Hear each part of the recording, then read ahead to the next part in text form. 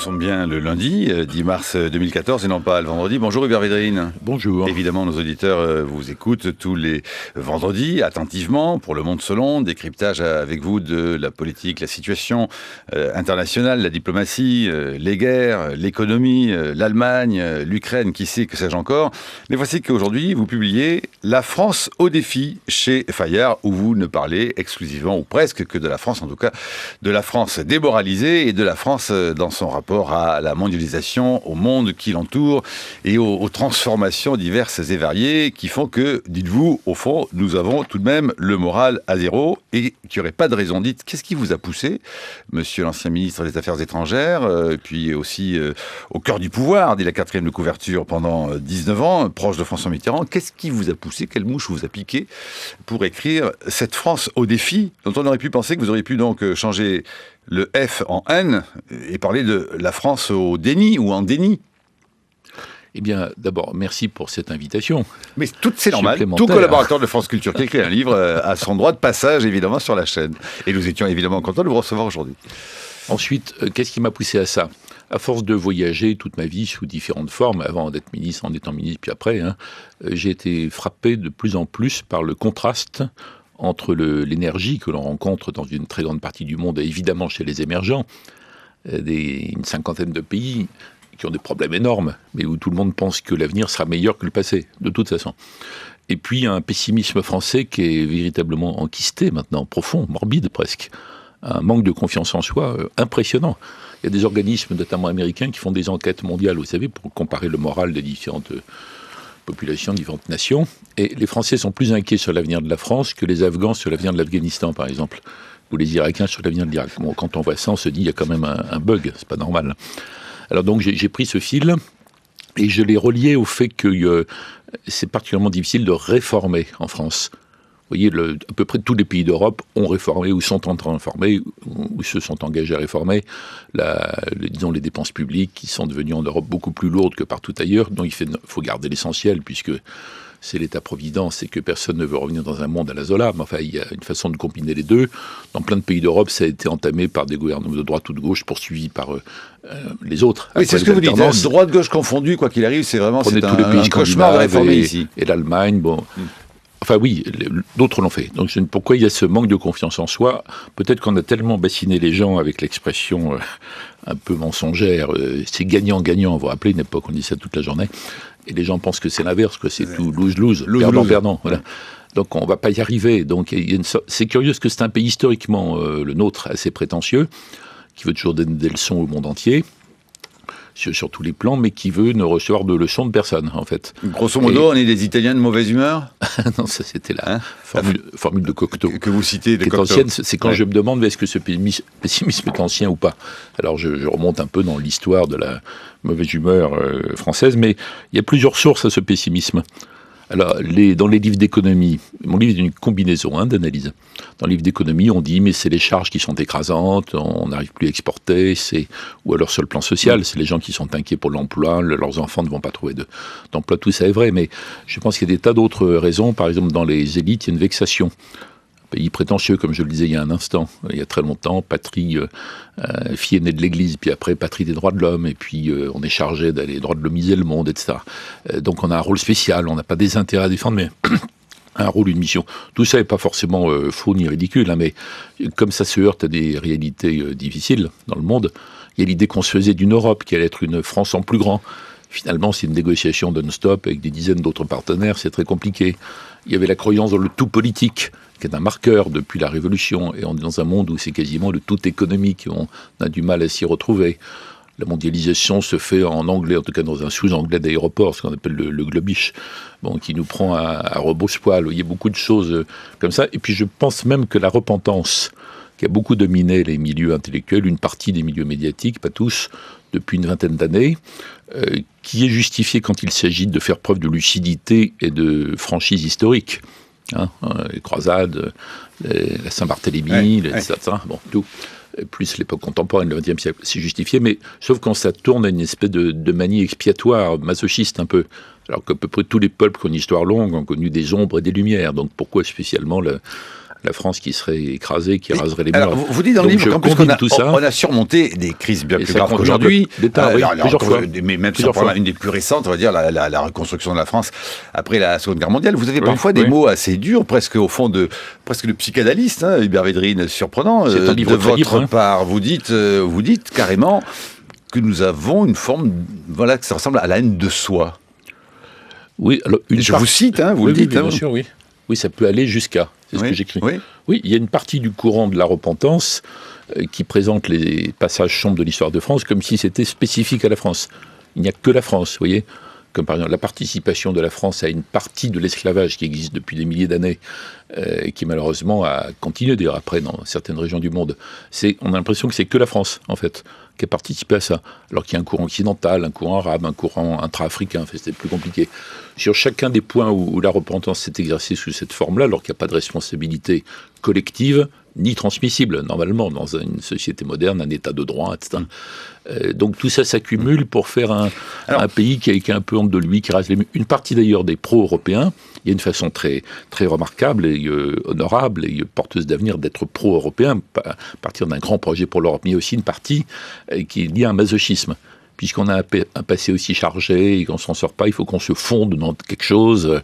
Ça va être la communauté internationale, ça va être l'Europe, ça va être je ne sais pas quoi, ça va être le marché le marché dérégulé pour les ultralibéraux. Vous voyez. Donc je pense que le fait d'avoir perdu ce fil est un des éléments du fossé entre les élites et les populations, et dans le cas particulier du livre, un des éléments d'une sorte de pessimisme paralysant. Voilà, alors pessimisme paralysant, dont vous dites que, on va dire, une des causes principales, ça n'est pas la seule, mais disons celle qui pèse le plus, qui est le nœud, écrivez-vous dans votre livre, c'est le rapport à la mondialisation, surtout avec l'assimilation, mondialisation, financiarisation, capitalisme, qui suscite une inquiétude, dites-vous, composite, une peur sociale. La France se sent mondialisée malgré elle, a peur du déclassement, mais dites-vous, après tout, il y a eu des discours, ça et là, qui ont un peu provoqué aussi cela. Vous rappelez la fameuse expression de Giscard, la France, puissance moyenne. Allez, ça ne nous a pas fait plaisir. Oui, parce qu'on a retenu moyen. Voilà, vous dites on a retenu moyen, pas puissance. Alors que dans un monde où il y a 200 pays, il n'y a pas 200 puissances. Donc être puissance moyenne, c'est pas être la puissance numéro 100. C'est être dans les 20 ou 30 qui sont des puissances qui pèsent sur quelque chose. Bon, il y a plein de formules comme ça qui ont déclenché des scandales ou des espèces d'émotions de grenouilles de bénitier de la bien-pensance moderne, qui en fait étaient des formules peut-être compréhensibles, adaptées, mais c'est plutôt des symptômes qu'autre chose. Vous avez employé le mot mondialisé, c'est très important. J'essaie de distinguer, moi, dans l'affaire de la mondialisation, les mondialisateurs et les mondialisés. Mondialisateurs, il y a des États, des groupes, des entreprises, des intellectuels, si c'est cela, puis dans les mondialisés, les autres. En fait, il y a très peu de peuples qui étaient enthousiasmés par la mondialisation. Notamment dans les pays développés, personne n'avait demandé à être mis en concurrence directe avec des centaines de millions de paysans asiatiques pauvres. Bon, donc, sauf qu'il y a des tas de peuples qui ont dit on va s'en sortir. On a un passé, on a une capacité, on a de l'énergie. Regardez les Américains qui rebondissent, ils ont toujours un élément nouveau qui fait qu'ils rebondissent quand ils sont un peu dans le trou. Et alors qu'à un moment donné, chez les Français qui ont surmonté, vous le disiez, je l'écris, des épreuves bien pires, comparer l'effondrement total de 1940 et puis après les 30 Glorieuses, par exemple, chez les Français, à un moment donné, ça s'est cristallisé, ça s'est enquisté en disant oh là là, cette fois-ci on n'y arrivera pas. Enfin, donc c'est ça mon fil conducteur pour savoir, pas pour dire ça sans fin, c'est pour dire comment on en sort surtout. C'est votre fil conducteur, vous parlez aussi de la défiance vis-à-vis des élites, dit Hubert Védrine. Vous auriez pu faire un chapitre quand même qui se serait appelé Balayons devant notre porte, 19 ans au cœur du pouvoir, au plus près de François Mitterrand. Bon, alors évidemment, la presse en prend pour son grade, les journalistes qui relaient au fond cette forme de désespérance. Pas les journalistes, le système. Oui, le système, dites-vous. Bon. Il n'y a aucune attaque contre Marc Vincher, par exemple, vous avez noté. Sinon vous n'auriez pas été là, ça je vous le confirme. Vous avouez. Mais vous, que vous dites-vous de la responsabilité des politiques à ressasser sans cesse, vous allez voir, le bien de l'humanité de notre futur, ce sera l'Europe, le bien de le futur et de notre humanité et de notre France, ce sera la réforme. Mais patatras, tenez, tiens, regardez, ça date pas d'aujourd'hui, le 15 janvier 87, cet homme à qui vous devez tout et vous êtes toujours d'une fidélité sans faille, François Mitterrand, 15 janvier 87, à propos du renforcement de l'Europe et qui plus est, discours à Londres. Dans les 5 ans qui viennent, il faudra harmoniser pour l'économie, le social, le culturel, la formation, la monnaie. Qu'il manque un seul de ces éléments, et le marché intérieur échouera. On n'imagine pas que puisse s'installer une communauté d'un grand marché intérieur où tout est libre et commun, tandis qu'il y aurait des législations protectionnistes, embarrassantes et contraignantes. Je vois revivre en vous le secrétaire général de l'Élysée, Hubert Védrine. Non, c'est parce que c'est 87. Oui, 87, à Londres, 15 janvier 87. Moi, j'étais secrétaire général après, moi, ça revient au même. Oui, il faudra, puis l'objectif n'a pas été atteint. Ça, c'est tout à fait typique des objectifs français pour l'Europe. Et en fait, ça s'est heurté à des difficultés absolument géantes. Et donc, on a le marché intérieur sur certains points, mais il n'y a pas les harmonisations, parce qu'on parle toujours de l'harmonisation. Et on voit bien, et on parle maintenant avec d'ailleurs plus de prudence d'harmonisation dans la zone euro, en disant que ce serait déjà bien que dans la zone euro, il y ait une harmonisation budgétaire. Là, il y a des mécanismes qu'on a votés dans notre propre intérêt, pour essayer de nous obliger à harmoniser. L'harmonisation fiscale, on en est très très loin, sinon il n'y aurait pas la fiscalité française actuelle, vous voyez. Donc en effet, oui, c'est beaucoup plus long que prévu. Alors que n'ont pas fait les politiques, que n'ont pas fait les dirigeants? Ceux qui écoutent peuvent penser que je suis indulgent pour le système politique, ce n'est pas le cas. Dans mon chapitre sur le système autobloquant, je parle de la combinaison entre ce qu'est devenu le monde politique et ce qu'est devenu le monde médiatique, excusez-moi, mais surtout les systèmes d'information continue, l'obligation dans lesquelles croient être les gens de réagir tout de suite, tac au tac, à n'importe quelle nouvelle non vérifiée, tout cette espèce de système. J'ai dit, ça tue dans l'œuf toute possibilité d'une vraie grande politique de redressement, de rebond.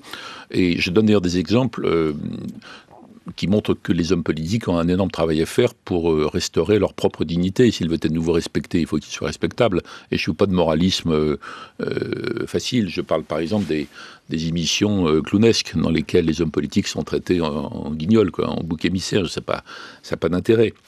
Il y a beaucoup de choses à faire. Je parle de l'idée, mais je la lance. En disant, on parle du cumul des mandats. Ça serait peut-être bien qu'il n'y ait pas des mandats consécutifs, vous voyez, dans certains postes, qui libéreraient les responsables politiques de l'obligation qui condamne vite à la démagogie, d'avoir à se faire réélire dans des mandats en plus qui ont été en général raccourcis. Donc je dis des tas de choses pas forcément faciles à appliquer, de même que ce que je dis sur l'incompatibilité éventuelle entre le fait d'être attaché parlementaire ou ministre. Je pense qu'il faudra un délai entre les deux pour régénérer la classe politique qui est en train de se ratatiner sur elle-même. Il y a des gens qui sont que des professionnels de la politique et qui n'ont plus aucun contact normal avec le monde réel sur aucun plan. Non pas qu'ils soient snobs ou distants, simplement ils sont dans une espèce d'activité qui est tellement particulière, tellement éloignée de celle des Français en général, que le lien ne se fait plus. Donc il y a beaucoup de choses que je dis qui sont d'ailleurs pas du tout faciles à mettre en œuvre, mais qui ne sont pas des commentaires faciles. Et qui ne sont pas faciles notamment par rapport à... C'est pas fait pour me faire applaudir, ça. Au camp, a priori, la réflexion. Au camp, a priori, auquel vous appartenez tout de même, qui serait la gauche. Vous dites peu de choses d'ailleurs contre les politiques de droite qui ont pu être menées. Vous questionnez plutôt au fond... Que peut faire la gauche aujourd'hui? Quelle est sa mission? Et vous dites d'ailleurs, avec une forme d'ironie, on est loin de ce que disait Nicole Questio en 1981, je ne serai pas la ministre des Comptes. Alors aujourd'hui, la gauche doit être ministre des Comptes. J'espère qu'on en est loin, mais la plupart des réformes que je cite, vous dites politiques de droite, non, c'est des politiques qui ont été lancées par des sociodémocrates, dans la plupart des cas.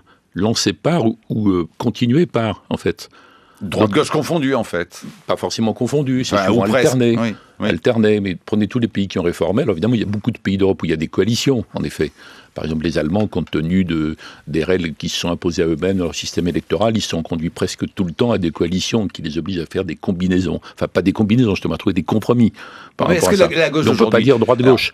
Là, on n'est pas dans le monde selon l'opposition, c'est plutôt gauche de la gauche. On est dans une émission d'actualité. Là, maintenant, Hubert Védrine, la gauche d'aujourd'hui, le président François Hollande, son Premier ministre Jean-Marc Ayrault. Mais mon livre n'est pas là-dessus. Pas du tout, mais en revanche, les matins, c'est sur l'actualité. Vous en pensez quoi? De quoi? Ils font ce qu'ils font, ils font ce qu'ils doivent faire, ils vont dans le bon sens. Je pense que la première période, disons, de François Hollande pouvait se comprendre compte tenu de la complexité à réformer la France, du souvenir de 95, de choses comme ça. Et je cite d'ailleurs un certain nombre d'éditorialistes carrément de droite ou libéraux qui disent bon, il n'y a peut-être pas d'autre façon d'avancer dès lors qu'il faut prendre des précautions. Et ils avaient trouvé très bien la négociation menée par Michel Sapin, par exemple, sur l'accord de flexibilité, le rapport gallois, la reconnaissance du fait qu'il y a un problème de compétitivité coût qui est évident. Alors, il n'y a pas que la compétitivité qualité, vous voyez, alors qu'une partie de la gauche refusait même cette évidence pendant longtemps. Donc, on ne peut pas dire qu'il n'y avait rien, en réalité.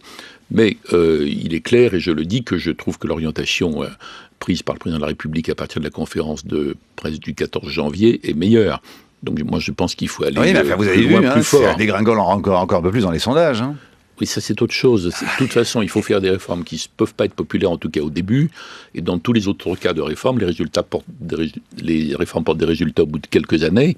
Et l'opinion finit par voir, comprendre, admettre au bout d'un certain temps que c'est ça qu'il fallait faire dans l'intérêt du pays. Puis de toute façon, dans l'Europe moderne, dans les sociétés ultra-médiatisées, sondages tous les matins, les gouvernements sont impopulaires inévitablement. Moi, j'ai même connu un Premier ministre du Canada qui disait que son taux de popularité était inférieur au taux d'inflation, vous voyez. J'ai connu cet exemple extrême, c'était Mulroney au Canada. Bon, donc autant que ça serve à quelque chose, hein, vous voyez.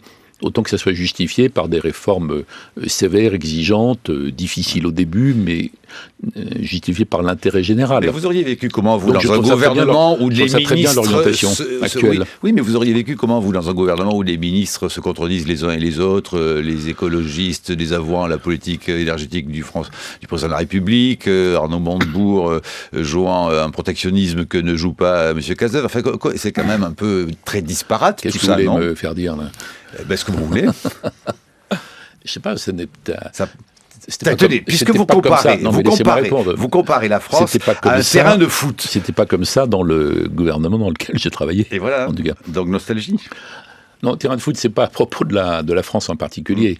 Hein. C'est la situation mondiale, quand je dis l'évolution, comment marche le monde. Comment ça fonctionne? Je rappelle l'époque de la guerre froide, il y a 2 équipes sur le terrain de foot, et puis depuis, il y a des dizaines d'équipes qui sont sur le même terrain, qui partent dans tous les sens, et on ne sait plus où sont passés les arbitres. Alors évidemment, c'est la confusion. C'est-à-dire, regardez la une de l'équipe. Ça, c'est à propos du monde. Qui dit de France, Hubert Védrine? Oui, mais dans mon livre, ce que je viens de dire, c'est à propos de l'état du monde. Mais si moi, c'est d'ailleurs dans le chapitre où j'explique qu'il n'y a pas de scénario international ou européen qui nous dispensera de nous réformer plus, de toute façon. Et c'est la foire d'un poignet de vous. Bon, mais répondez à la question de l'équipe. Qui dirige l'équipe de France? Oui, mais c'est sur le foot, ça. Bon, 8h17, c'est donc l'heure de votre chronique. Brice Couturier. Merci Marc.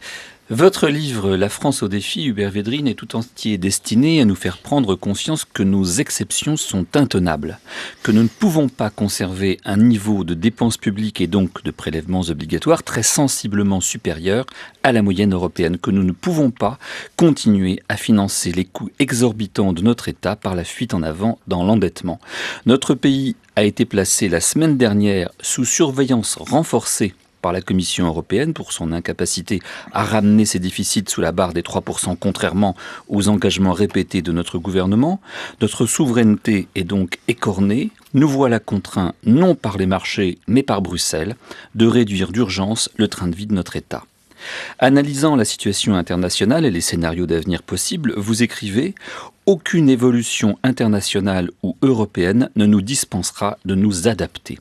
En effet, je vous cite encore, « Il n'y a aucune chance que les Européens acceptent de réorienter l'Europe selon les conceptions de la gauche française. » Alors vous dites aussi que les Européens rêvent d'un monde pacifié par le droit international. Notre Union européenne a pu imaginer un moment, en effet, que le monde entier allait se convertir à notre modèle post-national, s'organiser comme nous avons su le faire, en zone de libre-échange bien régulée, où les rares conflits subsistants seraient aussitôt réglés par des cours de justice. La réalité, c'est que nous nous éloignons chaque jour davantage de ce monde idyllique où l'ONU, appuyée sur le droit international, aurait aplani toutes les divergences et promu le désarmement général et la coopération. La décision de Vladimir Poutine d'envahir, d'occuper et d'annexer à la faveur d'un référendum organisé dans la foulée une province de l'Ukraine est un acte grave. D'autant plus que l'Ukraine est un État indépendant dont la Russie s'est engagée par un traité de 1994 à garantir l'indépendance et l'intégrité territoriale en échange de son renoncement aux armes nucléaires que l'Ukraine avait hérité de l'Union soviétique. Il sonne comme un douloureux rappel de la cruauté du monde réel. Comme l'écrit Judy Dempsey du think tank américain Carnegie Endowment, cette soudaine avancée de l'impérialisme russe est en train de recréer la division entre les deux Europes. À nouveau, comme lors de la guerre du Golfe de 2003, on voit les Polonais, les Baltes et les Tchèques réclamer une riposte européenne commune suffisamment dissuasive pour amener le pouvoir russe à reculer et à ne pas tenter de nouvelles annexions. Les Polonais sont en pointe sur ce dossier, alors même que l'équipe actuellement au pouvoir à Varsovie a rompu avec la russophobie xénophobe des jumeaux Kaczynski. Le Premier ministre libéral Donald Tusk et son ministre des Affaires étrangères Władysław Sikorski ont tout fait pour relancer le dialogue avec Moscou ces dernières années. Mais les sanctions décidées lors du sommet d'urgence de la semaine dernière à Bruxelles sont minimales. L'UE prétend se réserver la possibilité de les alourdir si Moscou persiste à ne pas pouvoir entamer de dialogue avec le nouveau pouvoir de Kiev. Les pays du sud de l'Europe, eux, ne sont pas vraiment concernés. Alors les Européens ont cru que l'Empire soviétique était mort et enterré avec l'émancipation de l'Europe centrale de la tutelle soviétique en 1989 et l'implosion de l'URSS en 1991. Ils croyaient vivre dans un monde d'où les conflits entre nations, reliquats d'un passé périmé, allaient laisser place à une concurrence apaisée, chaque bloc jouant des séductions de son soft power. Dans la mesure où ils sont sortis vainqueurs de la guerre froide, les Européens redoutent toute remise en cause du statu quo territorial qui les avantage. L'UE s'est étendue vers l'Est. Poutine, au contraire, qui considère la fin de l'Union soviétique comme la plus grande catastrophe géopolitique du XXe siècle, poursuit avec ténacité l'objectif de redessiner les frontières à l'avantage de la Russie et de recréer autour d'elle un puissant contrepoids politique à l'Union européenne et à l'OTAN. Une union des États autoritaires face à notre union d'États libéraux et un rempart nationaliste et orthodoxe face à ce que sa propagande présente comme l'Occident décadent. Il utilise le prétexte de la présence de minorités russophones dans les États voisins pour s'arroger le droit d'y intervenir, voire d'en annexer des portions variables. C'est un scénario qu'on a connu dans le passé, la dernière fois dans les années 30. Vous, qui plaidez depuis longtemps pour une politique étrangère réaliste, revenu des utopies kantiennes de paix perpétuelle, vous devez trouver tout cela, la France sous surveillance et la relance des conflits en Europe orientale, bien satisfaisant, puisque ça ne fait que conforter vos idées. Alors vous pouvez vous en réjouir, mais on peut aussi s'en attrister. Quant à l'Ukraine, donc le sujet du jour, qu'est-ce qui vous semble le meilleur scénario ? Une neutralisation du pays qui servirait donc de zone tampon entre l'UE et la Russie, ou bien un démantèlement pur et simple dans lequel chacun des blocs prendrait sous sa protection la zone qui l'intéresse, sa zone cliente. La chronique de Brice Couturier à retrouver sur franceculture.fr. Hubert Védrine. D'abord, une réaction à cette petite remarque malicieuse à la fin. C'est pas parce que j'ai toujours dénoncé les dangers de l'irréal politique qui a dominé les idées, les commentaires depuis tellement longtemps, parce que je pense que ça aboutit à des catastrophes beaucoup plus grandes que le réalisme classique, historique, que la réelle politique. C'est pas parce que dans certains cas j'ai le sentiment d'avoir vu juste que je m'en réjouis si le résultat est mauvais. Alors, ça conforte votre pessimisme, votre vision pessimiste de l'histoire. J'ai toujours distingué le pessimisme et la lucidité. Le pessimisme, c'est de voir les choses plus noires qu'elles ne sont, et le réalisme, c'est de les voir comme elles sont, et l'optimisme, c'est de voir les choses meilleures qu'elles ne sont. Bon, donc moi, je me suis toujours vécu comme un réaliste, un lucide actif, jamais comme un pessimiste, dont toute mon action en témoigne. Alors, il y a plusieurs choses dans ce que vous évoquez. Dans le cas de l'Ukraine, naturellement, les procédés d'intimidation utilisés par Poutine ne sont pas défendables, mais les Occidentaux ont commis également beaucoup d'erreurs depuis la fin de l'Union soviétique. D'abord, de traiter la Russie par pertes et profits avec négligence et mépris. Ensuite, d'annoncer sans arrêt l'élargissement de l'OTAN à l'Ukraine. C'était notamment l'administration Bush qui disait ça, alors que c'est absolument pas justifié ni nécessaire et purement provoquant. D'annoncer, ça c'était les Polonais que vous avez cités, l'entrée de la Pologne dans l'Union européenne, alors que l'Europe dans l'état où elle est aujourd'hui, je ne parle pas pour demain ou après-demain, mais est tout à fait incapable de gérer un gros élargissement supplémentaire. Ça a créé des promesses, des attentes du côté des Ukrainiens de bonne foi qui ont été déçues après, alors que du côté russe c'était perçu comme des provocations sans contrepartie. Ça a dû continuer longtemps, parce que quand le gouvernement et le président et le régime pourri de Kiev se sont effondrés, la première mesure, ça a été d'interdire l'usage de la langue russe. C'était rapporté tout de suite, c'était une provocation stupide. Les Occidentaux, non, c'était un signe. C'était un signe qui alimentait la paranoïa d'en face. Mais comme a dit Woody Allen, même les paranoïaques ont des ennemis. Même les paranoïaques ont de vrais ennemis. Vrais ennemis. Bon, donc je pense qu'il y a une maladresse provocante par rapport du côté de l'Occident.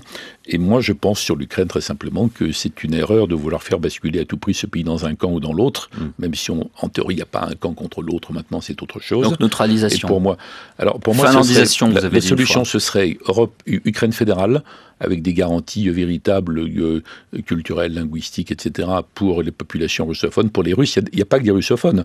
La Crimée, c'est russe, historiquement. C'est un pur caprice de Khrouchtchev en 1954, peut-être pour faire oublier le rôle atroce qu'il a eu dans les massacres des années 30 staliniennes, qu'il avait rattachés à l'Ukraine, mais à l'époque c'était comme entre Languedoc-Roussillon, Midi-Pyrénées, c'était pas des frontières internationales. Hein.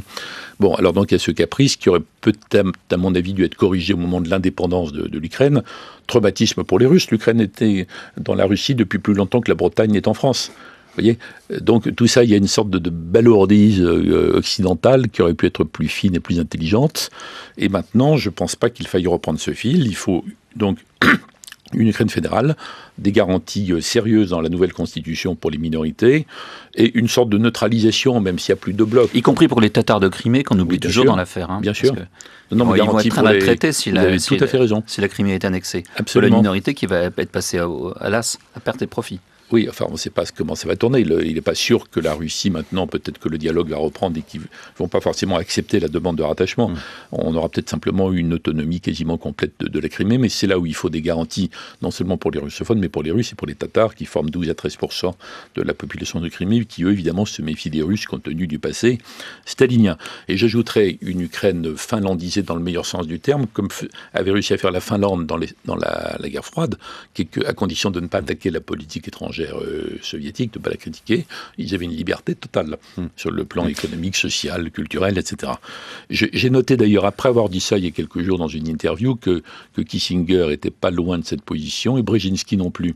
Alors que Brzezinski est un très combattant sur le côté polonais, anti-russe, etc.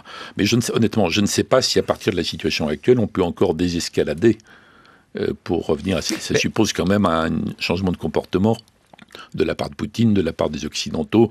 Je ne crois pas Est-ce qu'il faut changer le comportement des sanctions, parce qu'il y aura des contre-mesures. C'est la politique officielle de Laurent Fabius. Est-ce qu'elle est balourde, cette politique officielle de la menace de sanctions, qu'il évoquait encore ce vendredi dernier sur France Info? J'ai parlé de balourdise à propos d'autres choses historiques.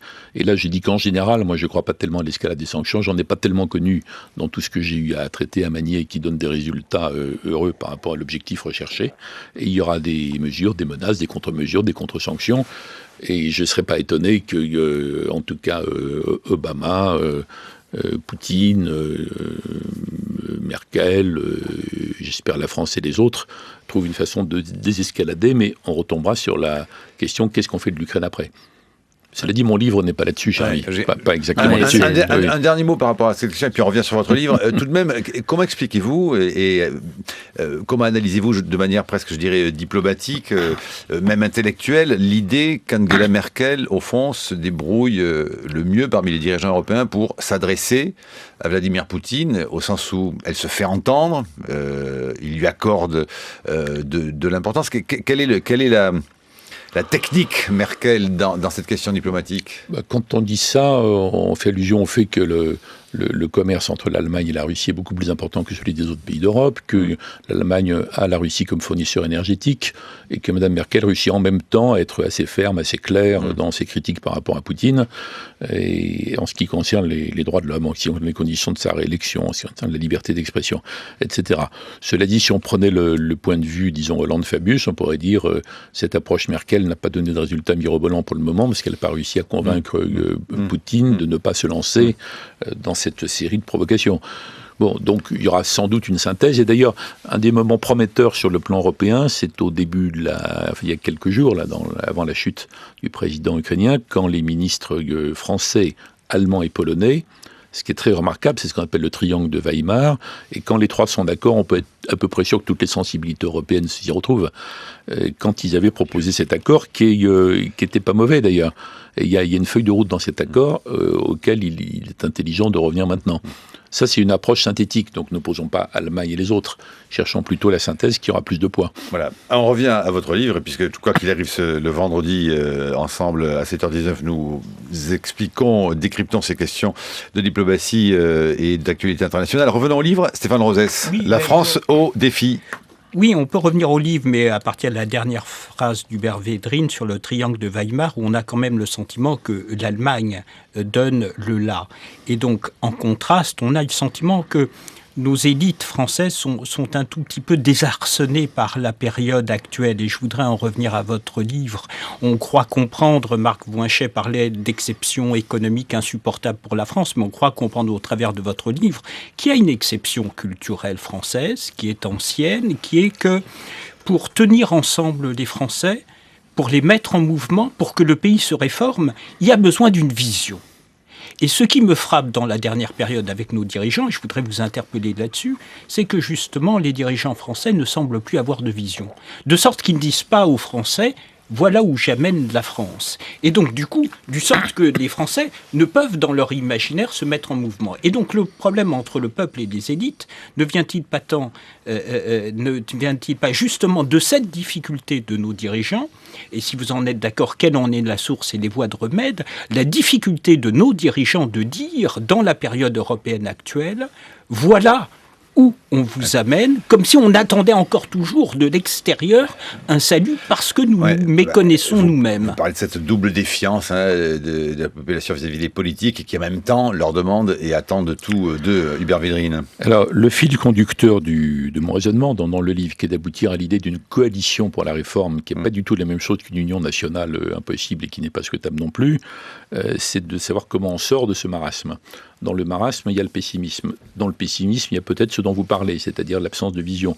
Cela dit, on le dit sur à peu près tous les dirigeants d'Europe. Tout le monde dit que Mme Merkel n'a aucune vision sur l'avenir de l'Europe. Justement, les Allemands... excusez-moi, Monsieur Védrine, un ambassadeur me rapportait, je crois que Schmitt disait, quand on me parle de vision, je dis qu'il faut aller voir un docteur. Oui. Est-ce que les Français, eux, n'ont pas besoin d'une vision parce qu'ils se vivent toujours au travers d'une projection, alors que les Allemands, les Anglais, eux, savent qui ils sont. D'ailleurs, vous, hors antenne, vous disiez par exemple que Joschka Fischer, lui, avait très vite réagi et abandonné son patriotisme européen habermasien pour en revenir à une vision plus nationale de la question de l'Allemagne. À peu près tous les dirigeants actuels sont de facto à l'aise dans la vieille formule de Delors, c'est-à-dire fédération d'États-nations. Ouais. Ce sont des États-nations, il y aura toujours l'Allemagne et la France dans 50 ans, et la Slovaquie et la Suède. Et c'est comme ça que vous concluez votre livre. Mais c'est une fédération, en tout cas dans la zone euro, une sorte de confédération dans l'Union européenne à 28, 29, 30 et quelques un jour. Bon. Donc là-dessus, il n'y a pas véritablement de désaccord. Est-ce que l'absence de vision est un handicap? Moi, je dis à plusieurs reprises que... nous sommes handicapés par notre pessimisme. On n'est pas pessimiste à cause de nos handicaps, on est handicapé par le pessimisme. Donc il faut décortiquer les sources du pessimisme. Si l'absence de vision fait partie, il faut faire attention à ne pas remettre en avant n'importe quelle vision pour pouvoir dire qu'on a une vision, parce que les Français sont maintenant extrêmement avertis, informés, connectés, réactifs, etc. Ils comparent, même s'il y a un fonds français prétentieux qui est de donner des leçons au monde entier sans en recevoir de personne. Bon, il n'empêche que les gens comparent, et si la vision est bidon, excusez-moi, ils comprennent tout de suite, en fait. Donc il y a une vision si elle est convaincante. Et si on revient à la bonne vieille idée qu'était une France forte, dans le bon sens, une France influente, dans une Europe forte. Si on a une bonne idée sur ce mécanisme-là, peut-être qu'on peut faire bouger cette espèce de pessimisme qui s'est enquisté, mais qui relève de plein d'autres courants aussi, économiques, psychologiques, historiques et autres. Faire bouger, réformer, on avait tout à l'heure la métaphore du terrain de foot, pour rendre hommage à un homme que nous aimions beaucoup ici, Gérard Mortier, vous le savez, patron de l'Opéra de Paris, mais pas seulement, du Théâtre Royal de la Monnaie à Bruxelles, du Festival de Salzbourg, de l'Opéra de Madrid. Écoutez comment, et voyons ce que l'on peut adapter, comment Gérard Mortier parlait au fond de la question de la réforme. C'était au micro de l'ami Badou le 2 février 2007 dans les matins de France Culture. Jacques Chirac disait « Soyons fiers de notre modèle ». Vous qui avez travaillé en France, mais aussi en Allemagne, aux Pays-Bas, en Belgique, en Autriche, le modèle français, il faut en être fier ? Je crois qu'il y a tout d'abord un modèle européen. Avant d'être un modèle français. Oui, je crois que finalement, les fondements de notre pensée, ils sont faustiens, je crois, donc ils sont européens. Et puis, ça s'est exprimé dans différentes formes. Je crois que le modèle français a des avantages et le modèle allemand a d'autres avantages. Je crois, par exemple, dans la culture, j'adore le modèle fédéral de l'Allemagne, dans ce sens que ce n'est pas centralisé comme en France, et ça donne une plus grande concurrence, un débat plus profond. Et d'autre part, il y a le modèle, l'exception culturelle de la France, que je défends beaucoup. Donc je crois qu'il y a à prendre des choses très positives dans tous les pays Qu'est-ce qu'il faudrait réformer dans le modèle culturel français, Gérard Mortier ? Les institutions. N'oublions pas que la communication sur les œuvres d'art se fait par des institutions qui datent tous du 19e siècle et qu'on voit dans la manière dont les artistes veulent s'exprimer, qui ne veulent pas tous le faire par les institutions, qui sont maintenant un tout petit peu vétustes. Je parle aussi de l'opéra, entre autres, ou des grands musées. Et que d'autre part, le débat sur l'art ou la communication sur l'art se fait aussi par l'enseignement. La communication est fragmentisée, la connaissance n'est plus linéaire, et là, ça demande donc un débat approfondi, comment nous enseignons la tradition artistique. Le mot à retenir, entre autres, comment réformer la question de la vétusté, disait Gérard Mortier et Hubert Védrine. Oui, mais je ne sais pas très bien à quoi il fait allusion quand il parle de ça. Il a cité l'opéra, mais à quoi pense-t-il à propos de vétusté ? De toute façon, ça n'a pas un lien direct avec l'incapacité, de la difficulté particulière de la France à se réformer. Donc moi, je reviens plutôt au manque de confiance en soi. J'en profite pour dire que je ne fais pas du tout, moi, l'éloge du modèle allemand. Je dis la France doit bouger, mais il y a toute une série d'exemples intéressants à étudier concernant des pays qui avaient un poids des dépenses publiques asphyxiant, qui ont corrigé ça. On pourrait parler du Canada aussi. On pourrait étudier. Alors, il y a tous les pays d'Europe du Nord, bien sûr, jusqu'à l'Allemagne inclus. Les pays d'Europe du Sud le font le couteau sous la gorge, mais le font. Regardez l'Espagne, mais aussi l'exemple irlandais. Mais il y a des choses à apprendre aussi des Australiens ou des Néo-Zélandais ou des Canadiens ou d'autres pays. Donc je me centre là-dessus. Il n'y a pas d'éloge spécial du modèle allemand. Simplement, l'Allemagne l'a fait, et c'est aussi bien le SPD, CDU. Il y a une sorte de combinaison. Ils l'ont fait d'ailleurs grâce à la négociation sociale. Les fameuses lois Hartz ont été lancées par le chancelier dans son deuxième mandat, le chancelier Schröder. Après, elles ont été négociées. Donc il y a un chemin pour tout le monde. Mais moi, je voudrais dire à travers cet essai qu'il y a un chemin pour la France aussi, pour retrouver confiance en nous. Et que l'Europe ne doit pas nous dispenser de nos propres efforts, oui, écrivez-vous. Parce que même dans les scénarios les plus positifs, en ce qui concerne l'Europe ne nous dispensera pas de faire les réformes, elle les exigera de nous, au contraire. Thierry Pêche. En raison d'un rôle qu'on lui a confié. C'est justement un des paradoxes de votre discours. Vous êtes souvent l'un de ceux qui disent il n'y a pas d'Europe supranationale, il n'y en aura pas, il faut renoncer à ça, etc. Et en même temps, il suffit de vous écouter là depuis 5 minutes pour constater que l'Europe est là comme une contrainte de réforme, etc. Ce que je ne conteste pas. Mais est-ce qu'on peut soutenir les deux positions d'attirer votre attention sur le fait que... Oui, si on a le temps, je vous dirai pourquoi. Je finis juste, je ne vais pas être très long. Attends, je tire votre attention sur le fait que depuis la crise de la zone euro, tout ce qu'on observe, c'est une intégration renforcée de l'Europe. La politique monétaire, il y a bien longtemps qu'elle est partie à la BCE. La politique budgétaire, aujourd'hui, va être de plus en plus managée par Bruxelles. On sait très bien que les comportements non coopératifs en matière fiscale bloquent une zone monétaire intégrée. On a vu qu'on a fini par monétiser une partie de la dette des États du Sud, qu'on a fini par renflouer, ce qu'on avait dit qu'on ne ferait jamais. Bref, on a le sentiment que l'Europe, à son corps défendant, sans le dire, ne peut que s'intégrer davantage pour sortir de cette crise et faire qu'elle ne revienne jamais. Je ne parle même pas de l'union bancaire. Et en même temps, on vous écoute et on se dit, bah voilà, il y a plus de... Au fond, est-ce qu'on ne vit pas un fédéralisme ou une fédéralisation désenchantée aujourd'hui ? Hubert Védrine. D'abord, vous parlez de la zone euro, là. Exactement. Vous ne parlez pas de l'Europe en général. Deuxièmement, l'Europe, c'est un mot valise. Comme disaient les linguistes, ça a toutes sortes de sens différents. Donc, chaque fois, il faut préciser ce qu'on entend par là. Ensuite, ce qui s'est passé dans la zone euro avec une sorte d'intégration renforcée, c'est plutôt de la très bonne gestion intelligente de l'interdépendance des pays dans la zone euro. Mais les pays participants de la zone euro n'ont pas abandonné leurs prérogatives et leur rôle à une sorte de commissaire européen non élu qui serait au-dessus. Aucun Allemand ne pense ça. Vous défendriez cette thèse devant Mme Merkel, elle sauterait au plafond. Ce n'est pas du tout ce qui s'est passé. Parce que les Allemands considèrent qu'ils ont réussi à imposer ou à convaincre les autres participants de la zone euro que c'était leur intérêt de s'imposer à eux-mêmes des disciplines collectives, et ce qui s'est passé dans les différents traités. Ils ne contrôlent absolument pas ce qui se passe à la BCE, par exemple. C'est pas tout à fait vrai, parce qu'on ne peut pas dire que même Trichet à la fin, et surtout Draghi, n'ont pas tenu compte du tout des positions des pays par rapport à ça. Donc moi, j'en tire plutôt l'idée qu'il y a une sorte d'affrontement entre un système intergouvernemental que critiquent beaucoup les européistes classiques, ou un système communautaire que recommandent les Européens. Ça n'a pas de sens. On est de toute façon dans un système hybride. Toutes les décisions importantes en Europe depuis 50 ans ont été prises par des chefs de gouvernement nationaux combinés. Et le mécanisme idéal, c'était Mitterrand-Kohl, soutenant Delors, allant plus loin grâce à eux, etc. Donc on est dans une synthèse. Donc il faut admettre ça. Mais on ne va pas vers une dépossession Et on ne va pas, à travers ça, abandonner ce qui reste de souveraineté, ce qui reste de démocratie, ce qui reste de lien entre la construction européenne et M. X ou Y dans les pays qui a son bulletin de vote. Ce qui se passe dans la zone euro est donc, à mon avis, plus prometteur. Et c'est pas imposé, sauf qu'il y a une propagande, disons, toute l'histoire de l'autre politique consiste à dire c'est les méchants allemands qui nous imposent ceci, c'est la Commission qui abuse. Non, le commissaire Olli Rehn, il est dans son rôle. On lui a demandé de jouer ce rôle par rapport à ça. Mais il ne peut pas se substituer aux décisions. Non, mais moi, donc il y a une synthèse. Mais je ne contredis pas ce que vous dites. Je dis que ça aboutit à une synthèse originale, mais qui n'est pas l'intégration fédéraliste au sens classique, puisque on est toujours donc dans fédération d'États-nations, et ce que nous construisons est tout à fait original. Mais moi, je ne le vis pas comme ça suffit une dépossession, mais je pense l'optimisme. C'est difficile quand même de contester que vous le présentiez comme positif. Non, moi, si je vous le voulez, défends d'une autre façon, positif, qui, à mon avis, est plus audible par une majorité de gens qui craignent la dépossession. En Europe, vous voyez, ils craignent la dépossession démocratique au nom d'une construction plus rationnelle de l'Europe. Et moi, je leur dis, dans la zone euro, je pense qu'on a une assez bonne synthèse.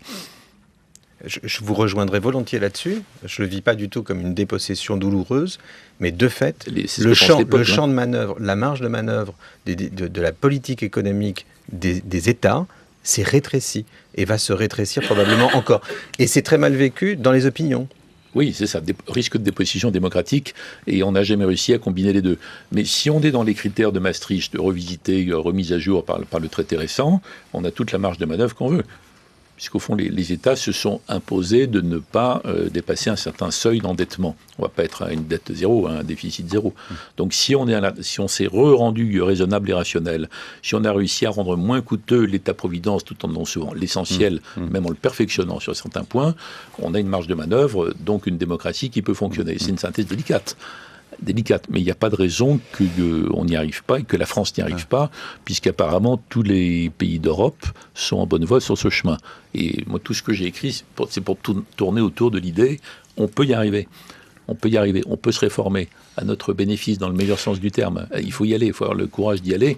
Il faut surmonter les phénomènes, mécanismes autobloquants du système politico, médiatico, etc.